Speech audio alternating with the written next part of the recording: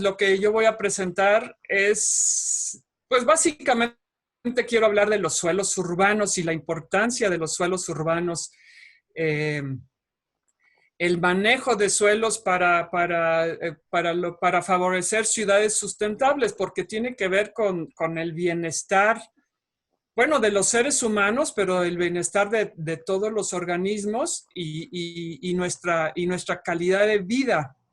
Bueno, en este bienestar y calidad de vida de la que hablo tiene que ver mucho con las funciones ecológicas de los suelos urbanos.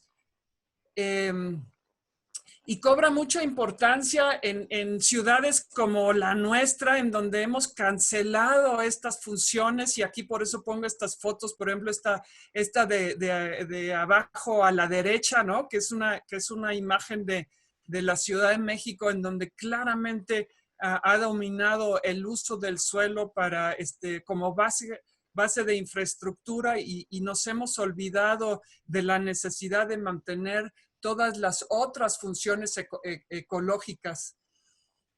Y en una ciudad sustentable, si vamos a hablar de ciudades sustentables, pues la Ciudad de México habla mucho de que quiere ir hacia ser una ciudad sustentable. Entonces nos tenemos que mover de cancelar por sellamiento, por contaminación, por disposición de residuos, las funciones ecológicas en las ciudades.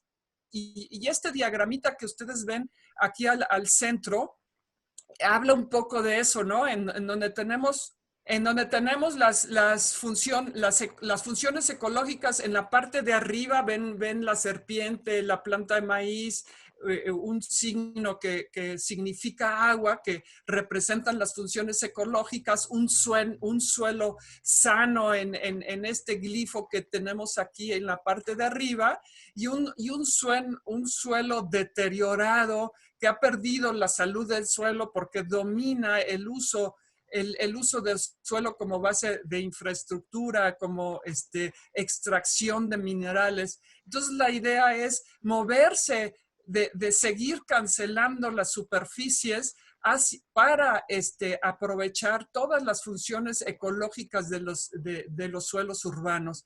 Y por eso también las fotos, un suelo sellado, un suelo en donde tiramos la basura, lo contaminamos, extracción de materiales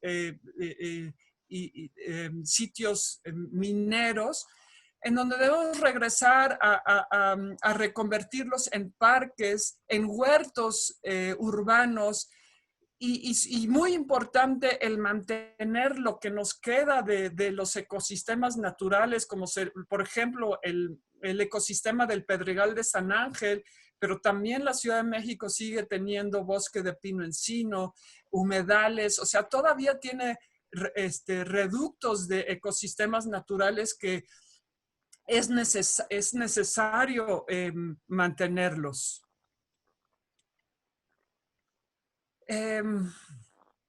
Justamente las necesidades básicas de los seres vivos son, y tienen que ver con el ambiente sano: luz, agua, aire, alimento, bueno, también refugio, reproducción, se excreta, nos tenemos que adaptar a las condiciones cambiantes.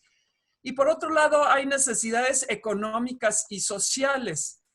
Entonces, cuando hablamos de ciudades sustentables, yo aquí puse estos dos círculos. En realidad, normalmente se representa en tres, la sustentabilidad, pero con esa representación de tres círculos siempre hay un desbalance hacia lo social y lo económico. Y finalmente, las actividades del ser humano se dan en el ambiente. En realidad tendría que estar el círculo de las actividades sociales, económicas del ser humano dentro del círculo del ambiente, porque es donde estamos insertos.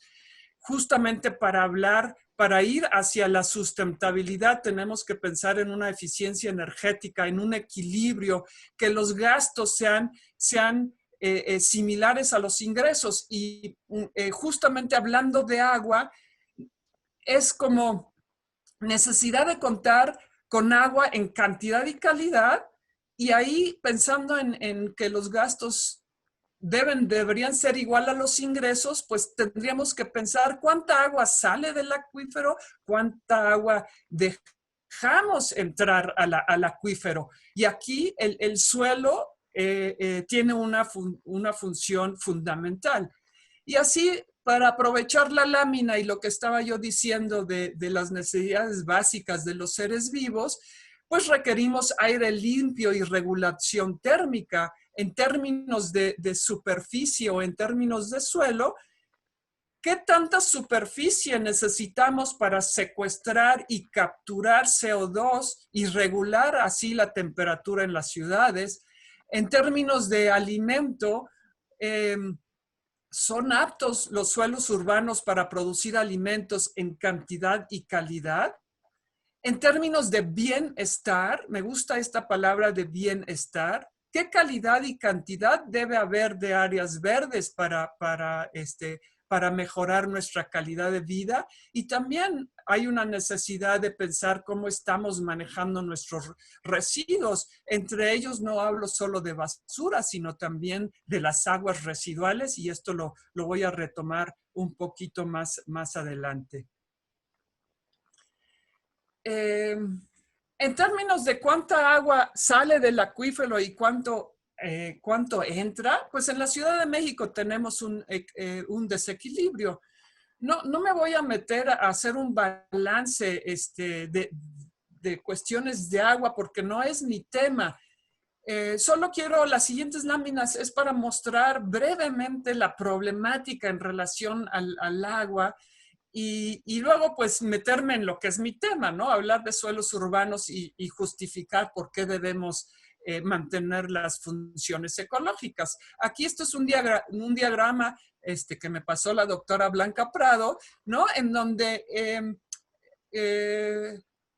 ella tiene una muy linda presentación donde habla de todas las fuentes de agua que entran a la ciudad. No todo es de pozos. Tenemos un alto porcentaje que entra del Cutzamala, del Lerma, ¿no? De estos sistemas que entran a la ciudad, pero en vez de quedarse en la ciudad, aunque sea como aguas residuales y permitir la infiltración, sale de la ciudad, que es lo que marca aquí, hacia el Valle del Mezquital, y en donde ya tienen un aumento de 3 veces más una recarga de su acuífero. Ahí ha aumentado el nivel del acuífero en el Valle del Mezquital, ¿no? En esta imagen solo quiero mostrar la cantidad de pozos que existen y ya pensando solamente en lo que extraemos del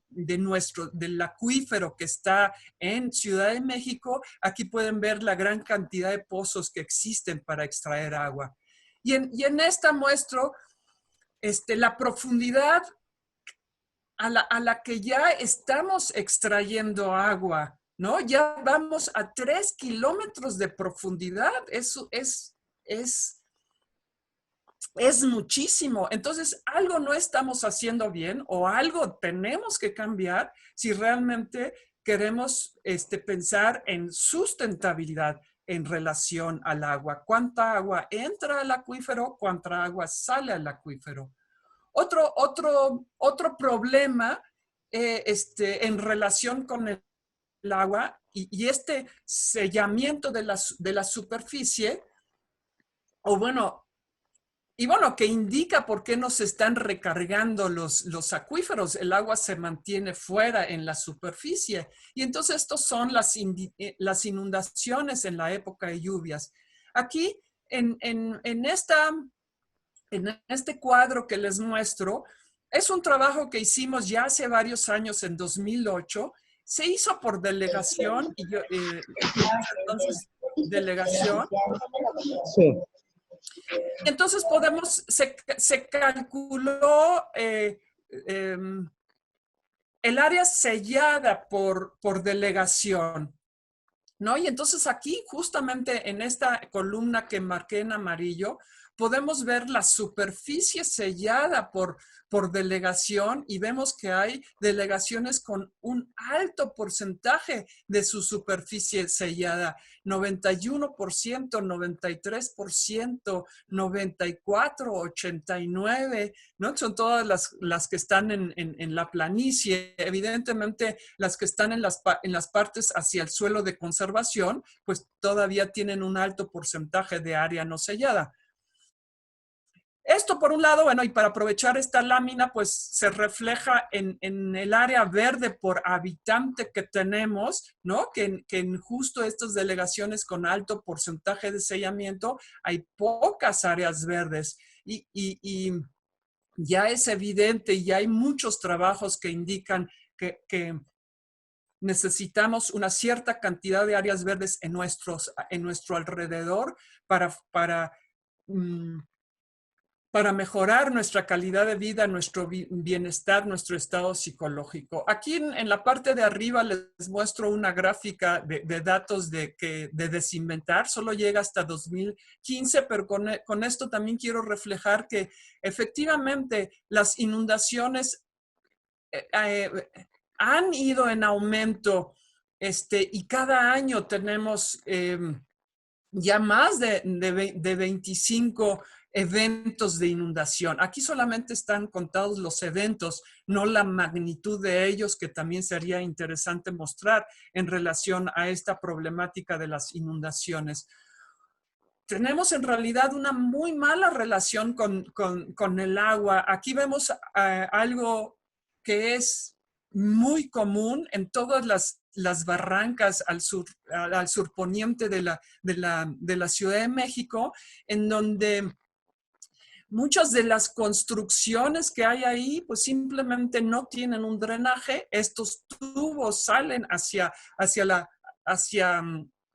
bueno, hacia la parte trasera de la casa, en la parte de atrás está la barranca, y entonces el agua residual llega a nuestros cuerpos de agua que en la parte alta son así como esta foto que ustedes ven abajo a la derecha, pero en cuanto choca con la urbanización, pues se convierten en cosas como esta que estamos aquí, pues realmente drenajes que llevan agua residual y se han modificado estos ríos poniendo cemento y demás. Y aquí en esta foto de arriba al centro, pues ven inclusive la coladera en medio del río, y por ahí se va el agua para sacarla con el drenaje fuera de la cuenca. Aquí en este trabajo que hicimos en las barrancas del surponiente, pues veíamos letreros como esto de valorar el ambiente es de sabios. Todavía necesitamos aprender mucho, tener más sabiduría para lograr un cambio en cómo hacemos las cosas. Y ahora sí me meto en el tema, pues que es de lo que yo sé un poco más, y es sobre los suelos. Entonces, en esta lámina, solamente para hablar, quiero empezar brevemente hablando del suelo en general, que son el resultado de la interacción de las esferas de la Tierra, la atmósfera, la biosfera, la hidrosfera, la litosfera, ¿no? Estos son los factores formadores. La interacción de estas esferas da como resultado la pedosfera o la edafósfera, y claro, esto lleva un tiempo muy largo para formar suelos como los que estamos viendo aquí y que cumplen las funciones que les voy a comentar más adelante. Funciones que tienen que ver con entradas, con salidas, con transformaciones, con translocaciones que se siguen dando a través del tiempo. Destruir nuestros suelos quiere decir destruir parte de nuestro bienestar. En esta lámina que es de la FAO, en donde habla que las funciones del suelo aportan servicios ecosistémicos que permiten la vida en la Tierra. El suelo es la base de la vida terrestre, no lo debemos olvidar. Y aquí vemos toda una serie de funciones, ¿no? Todas las ecológicas, suministro de alimentos, fibras, combustibles, retención de carbono, las que tienen que ver con calidad y cantidad de agua, es esta purificación del agua y reducción de la contaminación del suelo, regulación de las inundaciones, porque se dan procesos en el suelo que me permiten la infiltración y percolación del agua hacia el acuífero, y dentro del suelo hay toda una serie de procesos para transformar, filtrar, amortiguar los contaminantes para lograr que el agua que llega a los acuíferos sea de buena calidad. Y así toda otra serie de funciones que voy a recalcar nuevamente un poco más adelante. Tenemos varios factores formadores y estos factores formadores en toda la superficie de la Tierra pues cambia, y la conjunción particular de estos factores formadores nos lleva a la formación de suelos distintos con características distintas. Y entonces, pues, haciendo una descripción de estos suelos y de sus características, podemos evaluar los potenciales que tienen los suelos de realizar funciones ecológicas.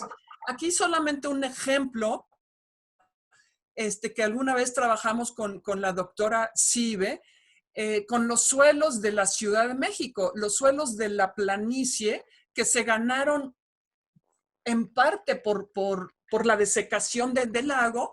No, ahorita no importan los nombres, son una serie de nombres de los diferentes suelos que podemos encontrar, y aquí vemos las funciones, por ejemplo, de crecimiento de vegetación o para los cultivos, que tienen que ver con la regulación del ciclo hidrológico, del suelo como hábitat, o su aptitud para ser base de construcciones o para disposición de residuos.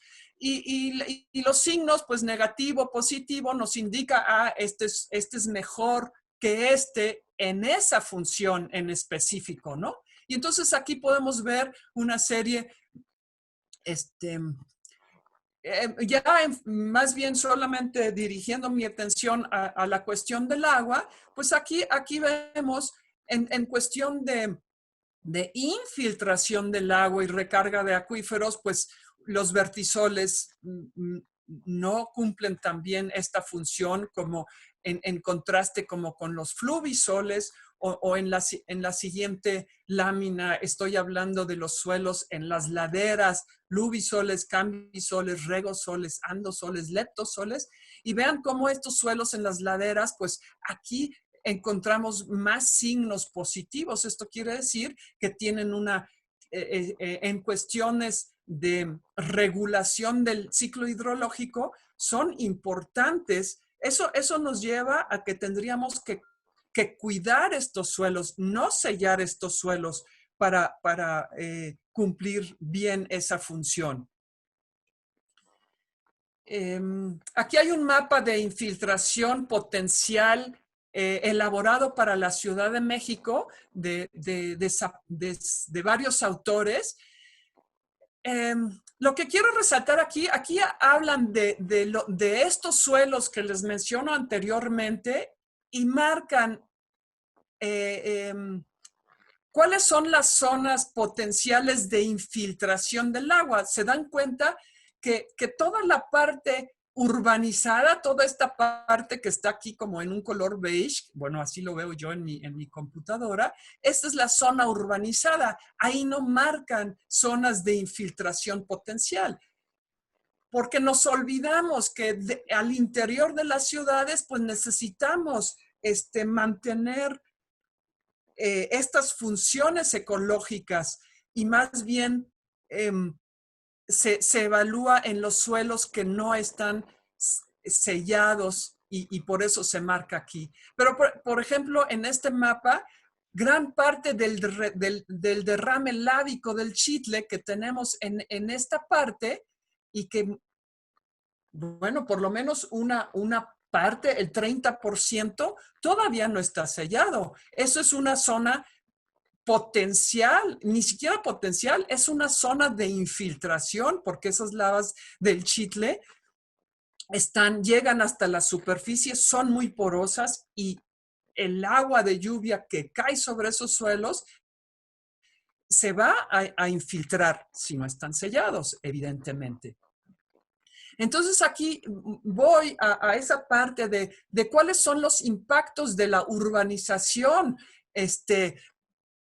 Y entonces ese impacto es el sellado del suelo y ese sellado del suelo anula las funciones ecológicas del suelo. Tiene un impacto sobre el ciclo hidrológico, agua en cantidad y en calidad, sobre la biodiversidad, sobre la capacidad filtro y de amortiguación, sobre el clima local y global y la cantidad de aire y la calidad de aire en las ciudades. Hablo de calidad de aire, sobre la seguridad alimentaria, la producción de alimentos en calidad y en cantidad. Finalmente, todo esto tiene un impacto sobre valores sociales y bienestar de las personas, ¿no? Es un círculo vicioso que debemos llegar a regular y encontrar un equilibrio. En esta otra imagen, pues para aclarar esta cuestión de lo que implica el sellado, esto es un diagrama de Crowl que ya hizo hace muchos años, mostrando de otra forma la interacción que hay entre atmósfera, biosfera, hidrosfera, litosfera y el resultado de esta interacción, la edafósfera, y que siempre va a haber un intercambio entre estas esferas, digamos, por arriba del suelo, por abajo del suelo, habiendo procesos de incorporación de materia orgánica, transformación del líter, que es el alimento para el hábitat que hay aquí. Entonces nos permite el reciclaje, nos permite el intercambio gaseoso, nos permite el intercambio de agua, de calor. Y entonces imagine pues aquí una capa de cemento cancela estos intercambios y anula las funciones del suelo. Apenas ahora entro a los suelos urbanos y a su definición. Desde el punto de vista geográfico, pues son los suelos en zonas urbanas. Aquí nuevamente muestro un mapa de la Ciudad de México. Este en realidad no es un mapa de suelos, es un mapa de vegetación, pero nuevamente marcan la vegetación en el sur de la Ciudad de México. Y al interior del polígono urbanizado, pues no se marcan los tipos de vegetación, simplemente se pone el polígono. Y lo mismo sucede con suelos. Cuando vemos un mapa de suelos, vamos a ver el tipo de suelos que hay acá, pero no vamos a ver el tipo de suelos que hay dentro de la ciudad. Desde el punto de vista edafológico, los suelos urbanos son suelos que han sido modificados en diferentes grados por el hombre.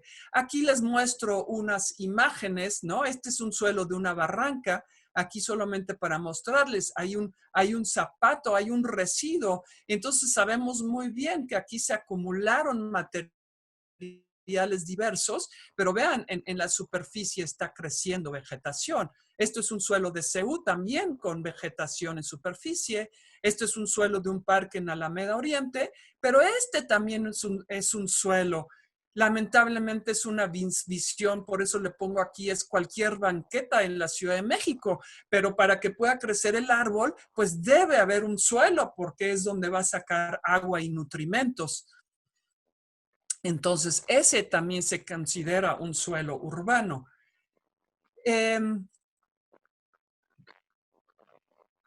Aquí solamente brevemente hablé de la formación de los suelos naturales, para lo cual se necesitan material parental, clima, organismos, relieve, tiempo. Es lo mismo para los suelos antrópicos. Estos suelos naturales sufren un disturbio antrópico, pero sigo teniendo un material a partir del cual hay esta interacción de las esferas de la Tierra que les digo para formar suelos. Y como ejemplo, pues pongo del lado izquierdo un suelo natural que soporta un tipo de vegetación natural y del lado izquierdo y del lado derecho, pues aquí estoy poniendo un suelo antrópico que está soportando una vegetación, pues sí podríamos decir antrópica.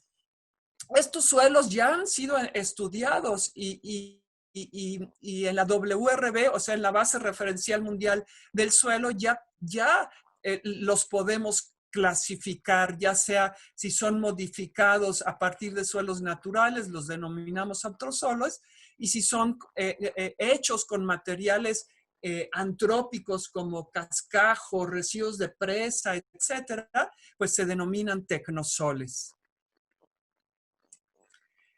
¿Por qué es necesario mantener las funciones de los suelos urbanos? Empiezo con estas dos referencias que ustedes ven aquí en rojo y justamente por esta pandemia en la que estamos pasando. No sé si tuvieron oportunidad de ver las pláticas que organizó la doctora Julia Carabias, muy buenas, en donde varios doctores especialistas hablaron de la necesidad de mantener la biodiversidad y que es una de las razones que nos ha llevado a esta situación, ¿no? Mantener la biodiversidad de flora y fauna en diversos ecosistemas puede mitigar brotes epidémicos en poblaciones humanas. Y esto también aplica a las ciudades, y aquí está este interesantísimo artículo sobre relacionan la diversidad, la biodiversidad urbana con la salud del ser humano. Y claro, si hablo de biodiversidad, pues estoy hablando de suelos, porque el suelo es el sostén de esa biodiversidad.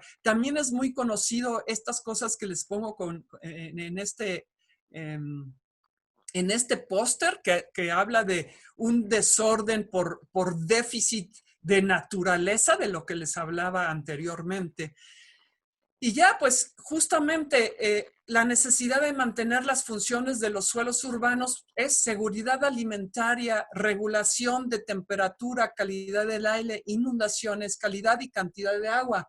Justamente con el doctor Javier Delgado yo participé en un proyecto en donde hablaba de la periurbanización y cómo las ciudades van creciendo y van urbanizando el exterior hasta que casi se integran a la ciudad. Y eso es una tendencia que va a seguir.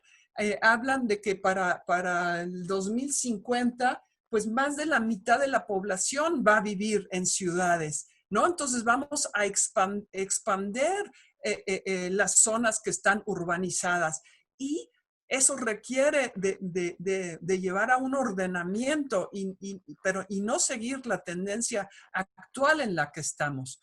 Entonces, pensando en funciones de los suelos urbanos que nos van a ofrecer servicios ecosistémicos y nos van a dar calidad de vida, brevemente, pues hablo de todas las funciones de las cuales ya les hablé o mencioné también, ¿no? Pues son documentos históricos de paisaje, el describir los suelos en las ciudades o describir un suelo en general, pues nos habla de qué es lo que ha pasado en el pasado, porque es como un libro abierto, ahí podemos leer cómo han interaccionado estas esferas de la Tierra. Es un medio para el crecimiento de las plantas, ¿no? Perdón. Estas son fotos de aquí de la ciudad. Es un medio para producir alimento. Es un hábitat de organismos, ¿no? Y con funciones muy importantes como descomposición de la materia orgánica, mantener el ciclaje de nutrimentos, controlar plagas y enfermedades.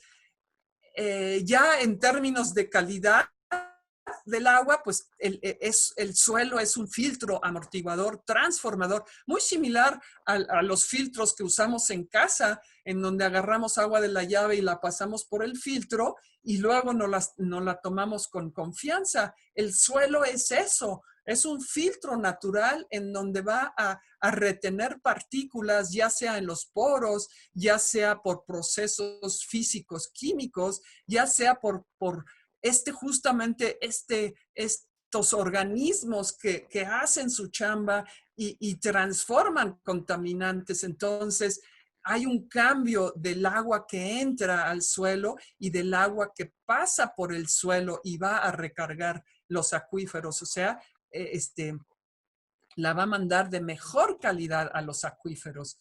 El suelo es un regulador del ciclo hidrológico. Aquí, en este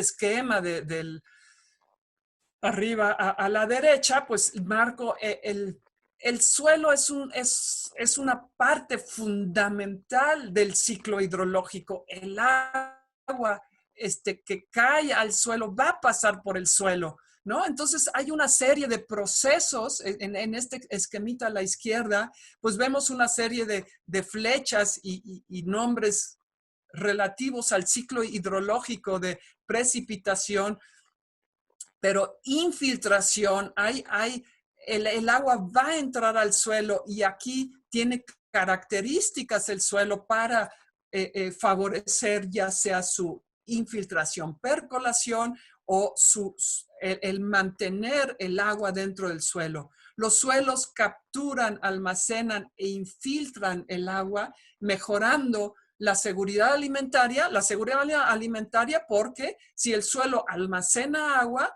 pues entonces las plantas van a poder absorber el agua de ahí. Y no solamente seguridad alimentaria, también va a mantener nuestros bosques o los árboles dentro de las ciudades. Se nos olvida que un árbol en una banqueta pues necesita tomar nutrimentos y agua. A veces el cemento le llega de plano, de veras, así al tronco y uno, es una maravilla cómo siguen creciendo estos árboles. Y también mejoran nuestra resiliencia a inundaciones y sequías. Hay un buen trabajo que pueden consultar aquí en el Flood and, bueno, perdón, en una de estas páginas que les pongo aquí de las referencias, hablando que la razón principal de sequías e inundaciones en zonas áridas es el estado de salud del suelo. No es tanto bueno, son varios factores, pero manteniendo una salud del suelo y mejorando su habilidad para capturar, almacenar y aportar agua, podemos reducir el efecto de las sequías y de las inundaciones. Brevemente, algunas características que son indicadoras de la calidad o el estado de salud del suelo en relación con cantidad de agua que puede infiltrarse, pues hablo de qué profundo es el suelo, cuál es su porosidad, y esta porosidad depende de la textura, cuánta arena, limo, arcilla tengo ahí, que son partículas de diferentes tamaños, el contenido de materia orgánica, el crecimiento de las raíces, el edafón bueno, edafón son los organismos del suelo, la estructura, la materia orgánica. Aquí en este diagrama de tamaños de partículas y poros, aquí en esta columna está el tamaño de las partículas, ¿no? En estos dos hablo del tamaño de las partículas y el tipo de poros que generan, poros muy gruesos, poros medianos, poros muy finos. Entonces, algunos poros son importantes para almacenar agua, otros poros son importantes para infiltrar y percolar el agua, ¿no? Y entonces esto es algo que necesitamos conocer de nuestros suelos para saber qué tan buenos van a ser para mantener agua dentro del perfil o para que el agua pueda cruzar a través del perfil. Aunado a conocer las características que cumplen la función de filtrar, amortiguar, transformar, ¿no? Que es la parte de calidad. Y algo muy importante, pues, es permitir esta captura del agua en la medida que tenemos una cobertura encima del suelo, pues va a ser más fácil, o va a permitir captar esta agua que se infiltre y se pueda percolar el agua. Aquí solo muestro fotos de suelos para otra característica importante es la cantidad de materia orgánica que se refleja aquí en el color del suelo y que me permite también una estructura. Es difícil explicarlo, pero tal vez por la forma que ustedes ven aquí, ¿no? Estos son poros que tiene el suelo que va a permitir, vean cómo las raíces también pueden generar esta porosidad o en este suelo. Un suelo que tiene 1 metro de profundidad y que tenga una capacidad de retención de agua de 100 milímetros por metro, puede contener 1 millón de litros de agua en una hectárea. Pero si sellamos ese suelo, entonces ese 1 millón de litros es un suelo sellado o un suelo compactado. Entonces ese 1 millón de litros se van a convertir en escorrentía superficial, se van a convertir en inundación, se van a ir al drenaje, van a salir de la cuenca, no van a entrar a nuestros suelos y van a recargar los acuíferos, ¿no? Entonces aquí son también nuevamente imágenes para volver a recalcar lo que le hacemos a nuestros suelos, ¿no? O sea, completamente sellados con una coladera para que por ahí se pueda desaguar del agua, o un manejo en donde está compactado y entonces lo que sucede es que se encharca el suelo, ¿no? Aquí me encanta luego tomar estas fotos porque me sorprende cómo los árboles pueden crecer en lugares como este. Y entonces este manejo que le hemos dado a los suelos, pues nos lleva a situaciones como las de esta foto, que creo que todos podemos contar alguna historia en relación a inundaciones. Ya casi voy a terminar, me faltan poquitas láminas. Y entonces, aquí estoy hablando del potencial del suelo de infiltrar agua, ¿no? Aquí vemos un suelo natural. Este es el suelo, un suelo que se forma en la parte baja del derrame lábico del Chitle, ¿no? En el Pedregal de San Ángel, leptosoles, que parece que no sirven para nada, pero sirven para infiltrar y sirven para sostener una biodiversidad. Son los ecosistemas más biodiversos del Valle de México, ¿no? Y entonces, justamente esas dos funciones, simplemente esas dos funciones ya vale la pena resguardar lo que queda de eso. Aquí en medio les muestro una serie de tecnosoles. Este es un estudio que hicimos para Ciudad Universitaria, hablando de sus funciones, ¿no? Y vean cómo en Ciudad Universitaria, en las áreas verdes que fueron rellenadas, vean la cantidad de tipos de suelo que encontramos. Y aquí solamente por verlo en las fotografías. Esto es por el tiempo, la edad que tienen los suelos, los materiales que se han usado para rellenarlos, entonces nos dan suelos distintos con características distintas, pero que siguen cumpliendo una función como las que les estoy diciendo, y suelos sellados al final, ¿no? Entonces, en cuestión del potencial del suelo de infiltrar agua, pues es evidente que este tiene el menor potencial. Aquí tendríamos que todavía ver cuál es el mejor suelo, y el suelo natural pues tiene un potencial natural muy bueno para infiltrar el agua. Y bueno, en realidad es muy breve lo que les hablé ahorita de suelos urbanos y también esta calidad y cantidad del agua, pero también me gustaría aprovechar en hablar de acciones que deberían implementarse en torno a los suelos urbanos. Estas acciones son de diferente tipo. De entrada, pues acciones como naturales, que se refiere a recuperar funciones, ¿no? Conservar los suelos que todavía tenemos naturales, llevar a cabo prácticas de manejo en áreas verdes que mejoren la calidad de los suelos, la salud de los suelos. Pero luego existe esta parte de diseño de tecnosoles. Existe la tecnología para pensar cómo debo armar mi tecnosol para que cumpla funciones. Es muy similar a lo que hacemos en casa. Si yo voy a plantar un cactus, utilizo un sustrato diferente a si voy a crecer una planta que le gusta mucho el agua. Entonces uso sustratos diferentes para evitar la pudrición de la raíz o para favorecer captación de agua y que la planta tenga agua suficiente para su desarrollo.